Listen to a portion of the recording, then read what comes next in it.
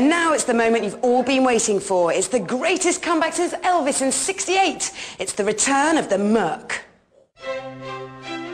Talk to those in the know and they'll tell you nothing is built as well as an old Merc. Some weeks ago, we tested this theory with a 16-year-old E-Class we found for 695 quid. We dished out a lot of abuse. Some of it scientific, most of it not, and literally sent the car through hell and high water. Somehow, she was still going. The Merc, she lives! Good girl! And even after being monster trucked, she kept on running.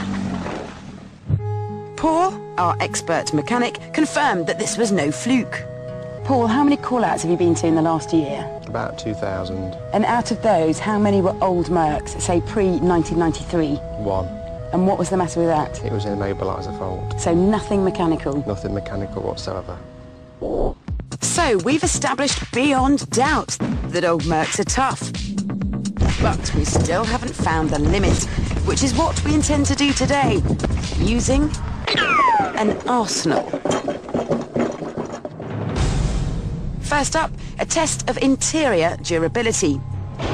The inside was wearing its 170,000 miles well, with every switch clicking like the day it was born. Now, obviously, there's only one way to see how tough the fixtures and fittings are. Grenade!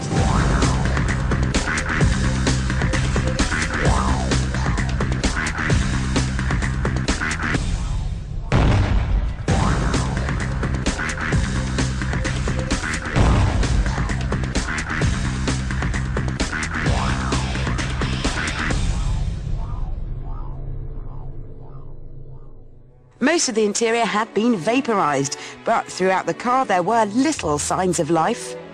See, the electrics still work, Paul. Oh, that light's on as well in the back, look. Is there? And what about the heater switches? Gone. Gone where? Good question, and I'm not quite sure. I don't know, boy. We decided to up the ante. I'm sure you, like us, have often wondered if Merc bodywork could withstand an attack from the cannon off a Spanish galleon. Well, leave it to an expert.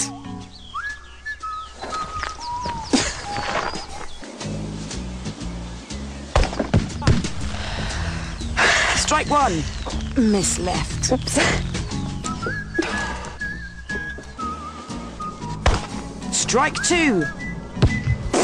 Too long.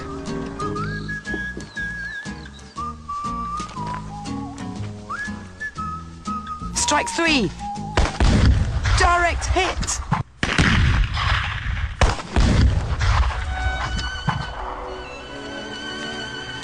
Were you impressed with my accuracy eventually? Yes, very good. Third time lucky. Thanks very much. So is the front... Oh, look at that. Now that's what I call proper build quality. Opens and shuts. Fantastic. And the door mirror is still intact. That is a pretty mint door, isn't it? Yeah. Get some money for that. Again, the bits of the Merc that were still standing had seemingly shrugged off our attack. So, for the final test, we decided there should be no holds barred. We wanted to see whether there was any grain of truth in one of the biggest cliches about old Mercs. Are the engines bomb-proof?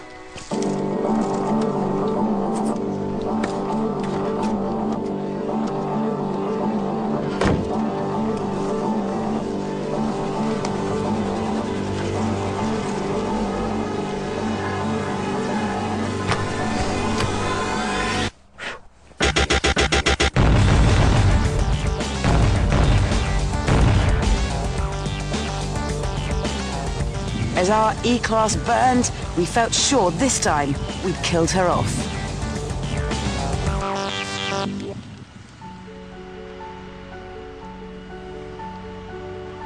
The car was gutted, and Paul stepped up to inspect the remains. That shuts.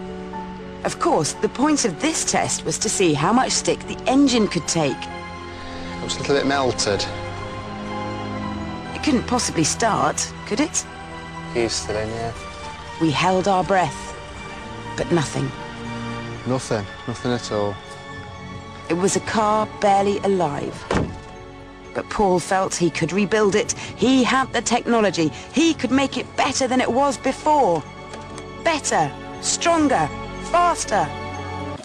Well, actually, all he could do was get that rear wiper working, making it look like something from the end of Terminator.